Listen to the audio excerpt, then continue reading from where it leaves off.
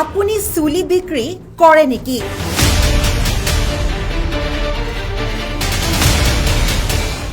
অথবা আপুনি চুলি দান কৰে নেকি?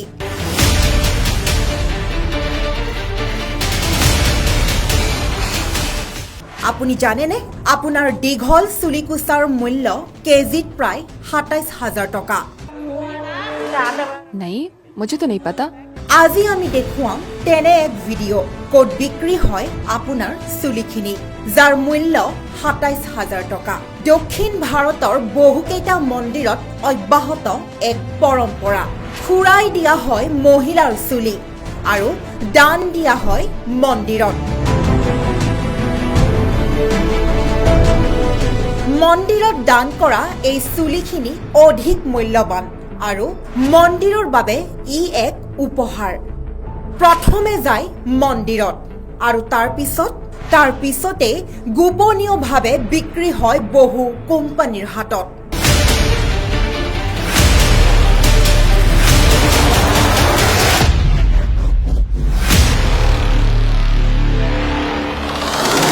চুলিৰ দীৰ্ঘৰ ভিত্তিত নিৰ্ধাৰণ হয় ইয়াৰ মূল্য।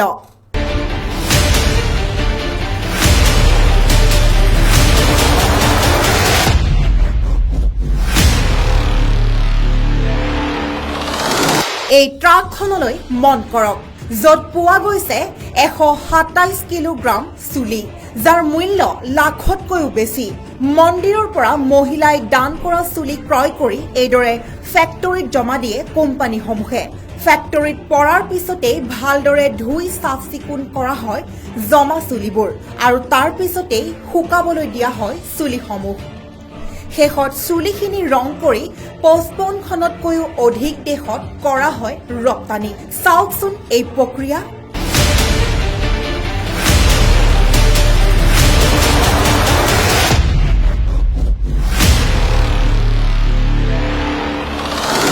কিছু লোকৰ বাবে হয়তো ভক্তি আৰু শ্ৰদ্ধা, আনহাতে কিছু লোকৰ বাবে আকৌ কোটি টকাৰ আয়ৰ পথ।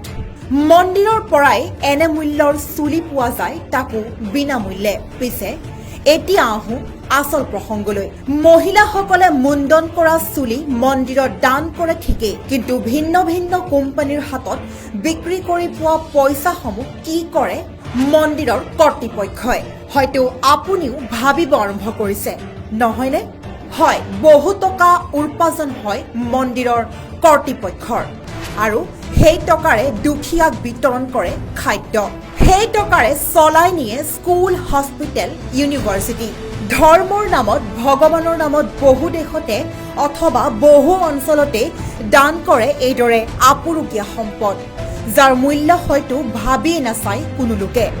এইদৰে মন্দিৰ মছজিদত পৰি থাকে অসংখ্য দান কৰা আপুৰুগীয়া সম্পদ। কিন্তু হ'ব কি? এবাৰ ভাবি চাইছেনে?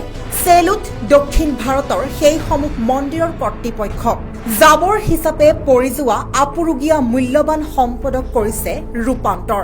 লাভ কৰিছে লক্ষ লক্ষ টকা আৰু সেই টকাৰে ভোকত পিয়াহত হাবাতৰি খাই থকাজনক কৰিছে সহায়। স্থাপন কৰিছে হস্পিটেল, স্থাপন কৰিছে স্কুল কলেজ, গঢ় দিছে ছাত্ৰ ছাত্ৰীৰ ভৱিষ্যত। News desk report, TNL news.